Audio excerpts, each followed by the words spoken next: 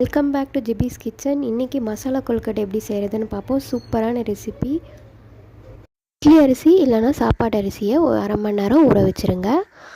அதை ஊற வச்சுட்டு நம்ம கிரைண்டரில் போட்டு ஆட்டி எடுத்துடலாம். இந்த மாதிரி கன்சிஸ்டன்சியில் கொஞ்சமாக தண்ணி ஊற்றிட்டு மீடியம் ஃப்ளேமில் வச்சுட்டு நல்லா கிண்டிகிட்டே இருக்கணும்.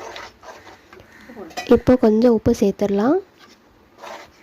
சேர்த்துட்டு மறுபடியும் கிண்டிகிட்டே இருக்கணும். இப்போ பார்த்திங்கன்னா மாவு கன்சிஸ்டன்சியில் இந்த மாதிரி உங்களுக்கு வந்துடும்.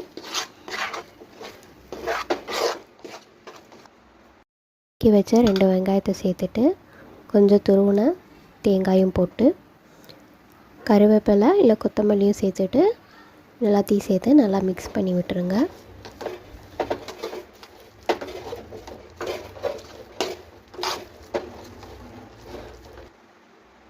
மிக்ஸ் பண்ணதுக்கப்புறம் கொழுக்கட்டையை பிடிச்சி வச்சிடலாம். நம்ம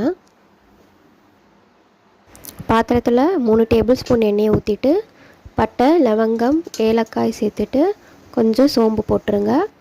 நறுக்கி வச்ச வெங்காயத்தை சேர்த்துட்டு நல்லா வதக்கிடுங்க. 3 பச்சை மிளகாய் போட்டு நல்லா 2 ஸ்பூன் இஞ்சி பூண்டு பேஸ்ட்டு சேர்த்துருங்க.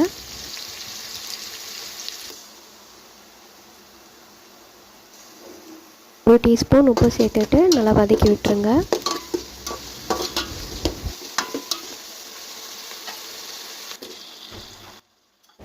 நறுக்கி வச்ச தக்காளி 2 தக்காளி சேர்த்துடலாம்.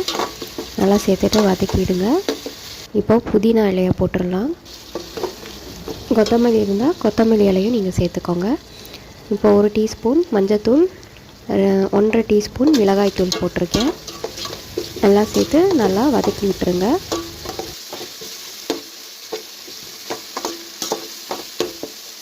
கொஞ்சம் கருவேப்பிலை போட்டுடலாம். கடாயில் நம்ம மாவு போட்டு பிசைஞ்சு கிண்டணும்ல, அதோட தண்ணி தான் நம்ம போட்டிருக்கோம். 1/2 கப் தேங்காய் பால் ஊற்றிட்டு மிக்ஸ் பண்ணிவிடுங்க.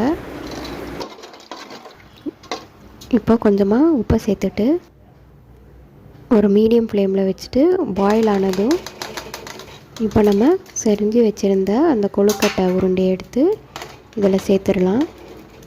மீடியம் ஃப்ளேமில் வச்சுடுங்க, ஹை ஃப்ளேமில் வைக்கக்கூடாது. எல்லா கொழுக்கட்டையும் நம்ம இப்போ சேர்த்துட்டு லைட்டாக இந்த மாதிரி தட்டுங்க. ரொம்பலாம் மிக்ஸ் பண்ணி அப்படிலாம் பண்ணிங்கன்னா உடஞ்சி போயிடும் கொழுக்கட்டை. மீடியம் ஃப்ளேமில் 10லேருந்து 15 நிமிஷம் வர வேக வச்சுடுங்க. நடுவில் அப்பப்போ கொஞ்சம் லைட்டாக கிண்டிடுங்க.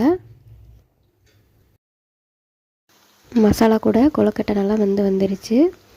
இப்போ நம்ம இதை பாத்திரத்தில் எடுத்துடலாம்.